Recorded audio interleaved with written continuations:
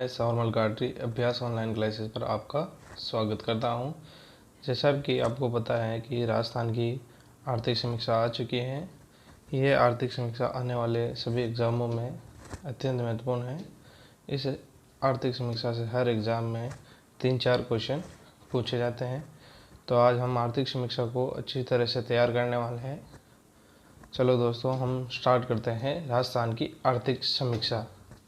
आर्थिक समीक्षा 2021, आर्थिक समीक्षा 2020-21। राजस्थान की आर्थिक समीक्षा आर्थिक एवं सांख्यिकी निदेशालय जयपुर द्वारा जारी की जाती है और इसकी स्थापना 1956 में हुई है। ध्यान रखें। वर्तमान में इसके है डॉक्टर ओम प्रकाश जी बेरवा हैं। तो आर्थिक समीक्षा में सबसे पहले हम आर्थिक विकास के मुख्य सूचकों का अध्ययन करेंगे। आगे चलते हैं दोस्तों। सकल राज्य घरेलू उत्पाद GSDP, ये स्थिर कीमतों पर क्या रहा देखते हैं। स्थिर कीमतों पर 2011-12 के अनुसार यह 7,33,017 करोड़ रुपये रहा और इसमें 11.4% की वृद्धि हुई। इसे ध्यान रखें, यह इम्पोर्टेंट है एग्जाम के लिए। और प्रचलित मूल्यों पर 11,96,136 करोड़ रुपये रहा, इसमें वृद्धि 18.04% की हुई है। इसे भी ध्यान रखें।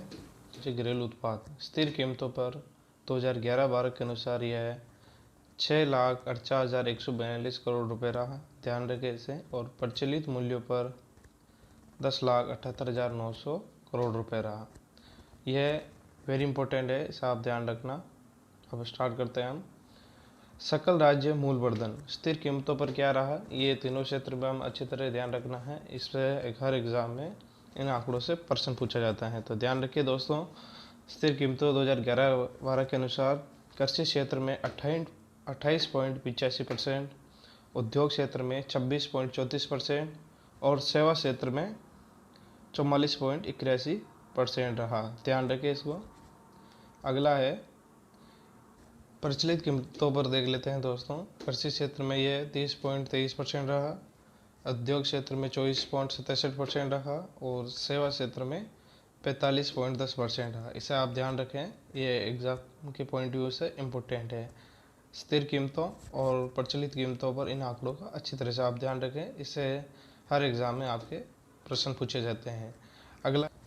अगला है प्रति व्यक्ति आय। स्थिर कीमतों पर 2011-12 के अनुसार यह 21,231 रुपये रहा है। इसमें ध्यान रखें वृद्धि कितनी हुई है, 9.76% की वृद्धि हुई है। ये आंकड़ा वेरी इंपॉर्टेंट है, इसे आप अच्छी तरह से ध्यान रखें। इससे ज़रूर आपके एग्ज़ाम में क्वेश्चन पूछा जाएगा। ये video Rajasthan police, video RS, computer अनुदेशक, सभी ऑल एग्ज़ाम जैसे राजस्थान कंपटीशन के उनके लिए अत्यंत महत्वपूर्ण क्लास हैं और इसमें आर्थिक समीक्षा का सारांश है। इसे आप अच्छी तरह ध्यान रखें और इससे आप बाहर आपके एक भी क्वेश्चन नहीं आए, ये आप देख लेना।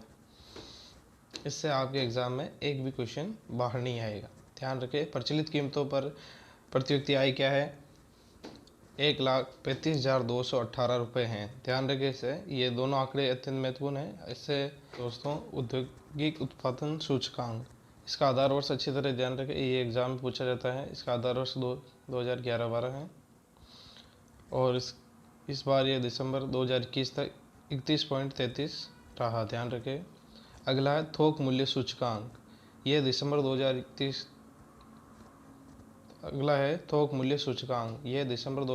तक 369.01%, 369.01 रहा।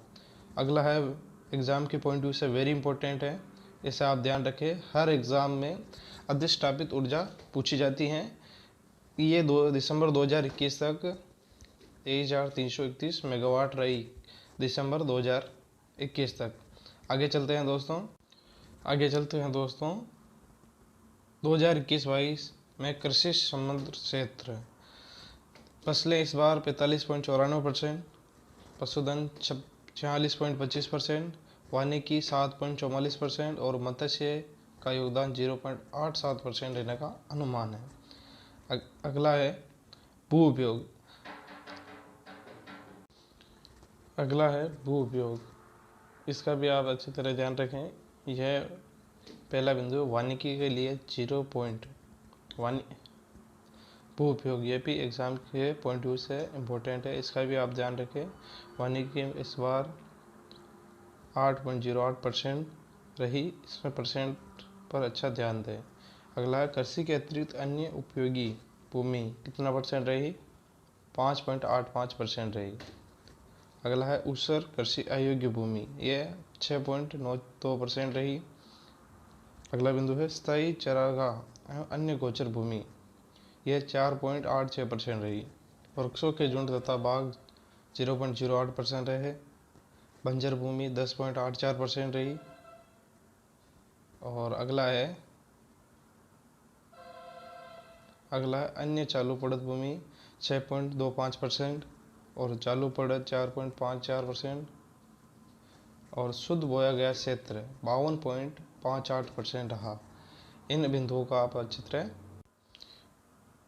इन आंकड़ों पर आप विशेष ध्यान दें, जैसे वानिकी, ऊसर तथा कृषि अयोग्य भूमि, चालू पड़त, बंजर भूमि और अन्य चालू पड़त, शुद्ध बोया गया क्षेत्र, इन आंकड़ों का विशेष ध्यान रखें।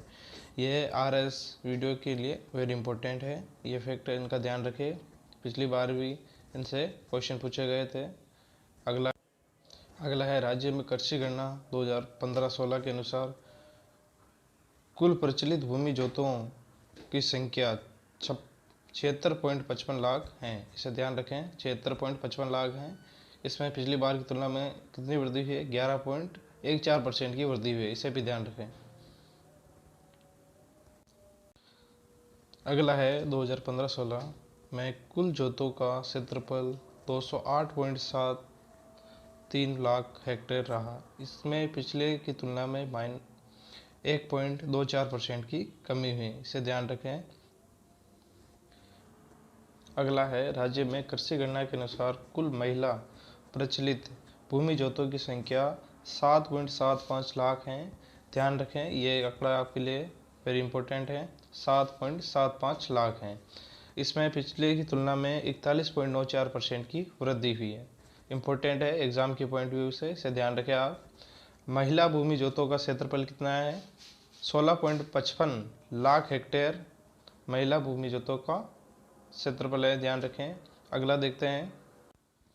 अगला है कृषि उत्पादन, इसमें अनाज और दलहन को सम्मिलित किया गया है, जिसमें आपको इस आंकड़े को अच्छी तरह से ध्यान रखना है। ध्यान रखें, कुल क्षेत्रफल कितना रहा? 153.07 लाख हेक्टेयर। और सबसे इम्पोर्टेंट है, इसमें कुल उत्पादन कितना है? 125 लाख मेट्रिक टन इसमें उत्पादन रहा। यह एग्जाम के पॉइंट व्यू से वेरी इंपॉर्टेंट है, यह आंकड़ा हर एग्जाम में लगभग पूछा जाता है, ध्यान रखें इसे दोस्तों। अध्ययन, ध्यान रखिए निम्नलिखित फसलों में राजस्थान प्रथम स्थान पर है। किन किन में राजस्थान प्रथम स्थान रखता है फसलों के उत्पादन में? ध्यान रखें, बाजरा, राई एवं सरसों, पोषक अनाज और कुल तिलहन और कुल दलहन और गवार में राजस्थान प्रथम स्थान रखता है। ध्यान रखें दोस्तों, ये एग्जाम के पॉइंट व्यू से इम्पोर्टेंट है, इन सभी आंकड़ों का ध्यान रखें। अगला है आर्थिक समीक्षा में सम्मिलित महत्वपूर्ण योजनाओं को मैंने शामिल किया है, तो यह इम्पोर्टेंट योजना है, इनका आप अच्छी तरह से ध्यान रखें। चलो दोस्तों स्टार्ट करते हैं महत्वपूर्ण आर्थिक समीक्षा की योजनाएं। पहली योजना है जीरो बजट नेचुरल फार्मिंग। यह योजना 2019-20 में प्रारंभ हुई। ध्यान रखें, इसमें प्रारंभिक 3 जिले ही शामिल थे और प्रारंभिक 3 जिले टोंक, सिरोही और बांसवाड़ा थे। वर्तमान में इनमें जिलों की संख्या बढ़ाकर 15 कर दी गई है। ये 15 जिले सम्मिलित है, इन्हें भी आप ध्यान रखें। पहला जिला है टोंक, अजमेर, अलवर, बारा, झालावाड़, भीलवाड़ा, उदयपुर, बांसवाड़ा, सीकर, नागौर, बाड़मेर, चूरू, जैसलमेर, हनुमानगढ़ व सिरोही को भी इसमें अब शामिल कर लिया गया है। यह एग्जाम के पॉइंट व्यू से इम्पोर्टेंट योजना है, इसे आप ध्यान रखें। अगली योजना है राष्ट्रीय खाद्य सुरक्षा मिशन।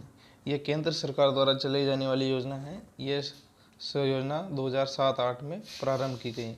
इसमें याद रखने वाला सबसे इम्पोर्टेंट फैक्ट केंद्र और राज्य का वित्त पोषण है, इसे आप अच्छी तरह से ध्यान रखें। यह 40 60-40 का रेशियो में इसका वित्त पोषण किया जा रहा है। केंद्र का इसमें 60% भाग और राज्य का 40% भाग है। अगली योजना है प्रधानमंत्री कृषि सिंचाई योजना। इसे भी आप ध्यान रखें, ये एग्ज़ाम में बार बार पूछी जाती हैं। ये कब स्टार्ट हुई? 1 जुलाई 2015 को स्टार्ट हुई है। इसमें वित्त पोषण केंद्र व राज्य का 60 और 40 है। इसे भी आप ध्यान रखें, ये भी आपके लिए इम्पोर्टेंट है। ये भी इम्पोर्टेंट है, इसे भी ध्यान रखें। इसका आदर्श वाक्य हर खेत को पानी है। ये सिंचाई से संबंधित योजना है, इसे आप ध्यान रखें। अगली योजना है प्रधानमंत्री फसल बीमा योजना। ये मोस्ट इम्पोर्टेंट योजना है। इसमें अगली योजना है प्रधानमंत्री फसल बीमा योजना। ये भी एग्ज़ाम के पॉइंट ऑफ व्यू से वेरी इंपॉर्टेंट योजना है, इसे भी आप ध्यान रखें। ये 2016-17 में प्रारंभ हुई है। इस योजना से हर बार ये प्रीमियम राशि पूछी जाती हैं, तो इसे आप अच्छी तरह से ध्यान रखें। इसमें खरीफ के लिए प्रीमियम राशि 2% है और यहाँ प्रिंट नहीं हुआ, ध्यान रखें। रबी है, रबी के लिए प्रीमियम राशि 1.5% है और बागवानी के लिए 5% राशि है, इसे आप ध्यान रखें। ये एग्जाम के पॉइंट व्यू से वेरी इंपॉर्टेंट है। अगली योजना है राष्ट्रीय खाद्य सुरक्षा मिशन। इसे हम ऊपर पढ़ चुके हैं, ये वापस आगे से ध्यान रखें। कब है ये? 2007 और 2008 में प्रारंभ हुई। अगली है राजस्थान कृषि प्रसंस्करण कृषि निर्यात प्रोत्साहन नीति। ये 2019 में लागू हुई, इसे भी आप ध्यान रखें। ये कृषि क्षेत्र को बढ़ाने के लिए इसको लेके आए थे। छोड़ो।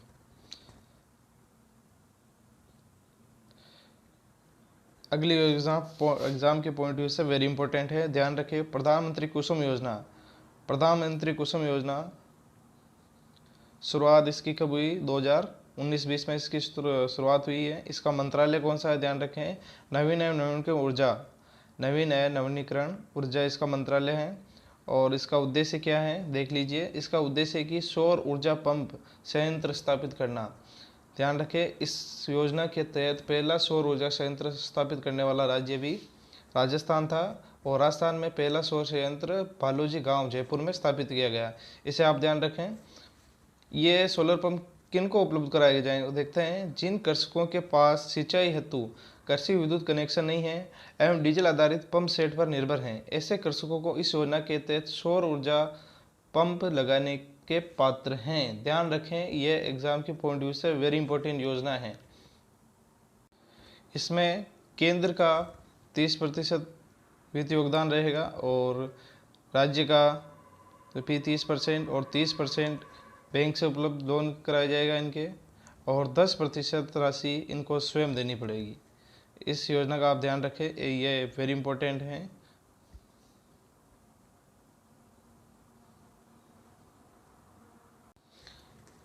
आगे चलते हैं दोस्तों। कृषि विपणन निदेशालय की स्थापना कब हुई थी? 1974 में हुई थी, इसे भी ध्यान रखें। ऐसे ही क्वेश्चन आपके एग्जाम में पूछे जाते हैं।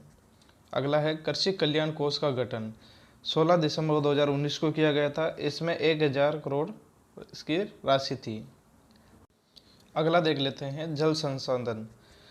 इस बार 39.03 लाख हेक्टेयर क्षेत्र में सिंचाई उपलब्ध करवाई गई, इसे आप ध्यान रखें।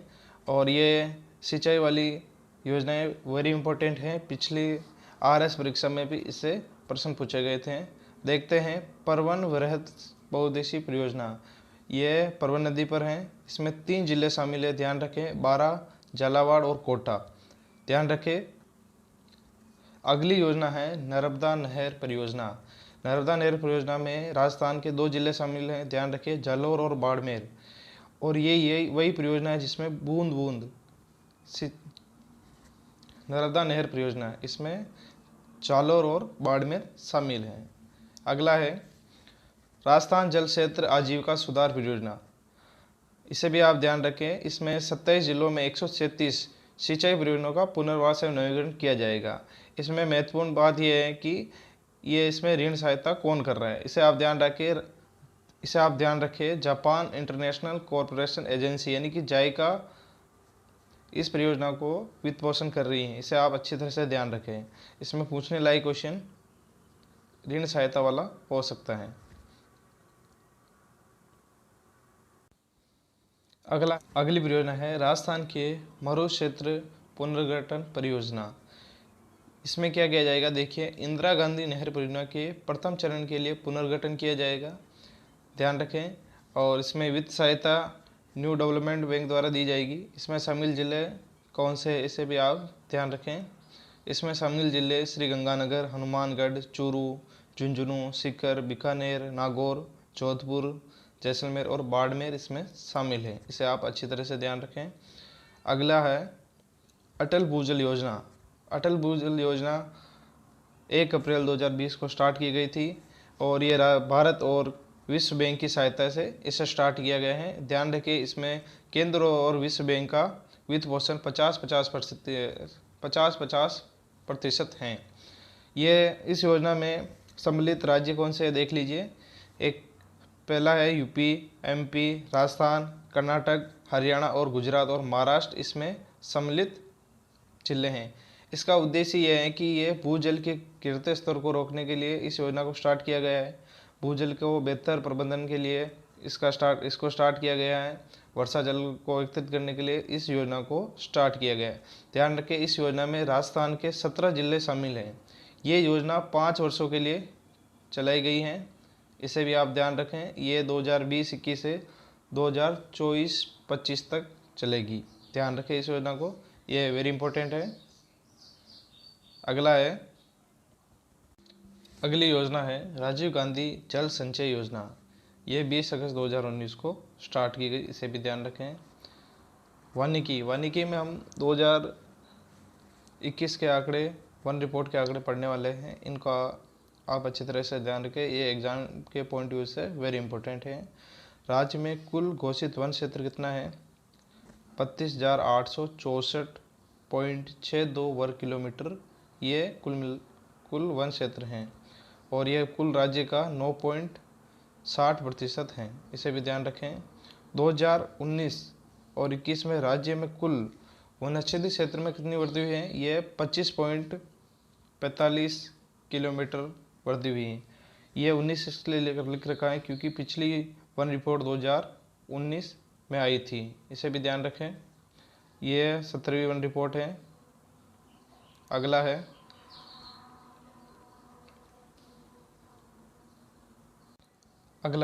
वर्तमान में राजस्थान में 3 राष्ट्रीय उद्यान, 26 वन्य अभ्यारण्य, 4 बायोलॉजिकल पार्क जैसे वो जयपुर, जोधपुर और कोटा और जोधपुर में हैं।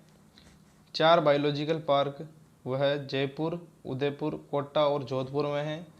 अगला है औषधीय पौधे संरक्षित क्षेत्र कितने हैं, 17 हैं, इनका भी आप ध्यान रखें। अगला बिंदु है सहकारिता।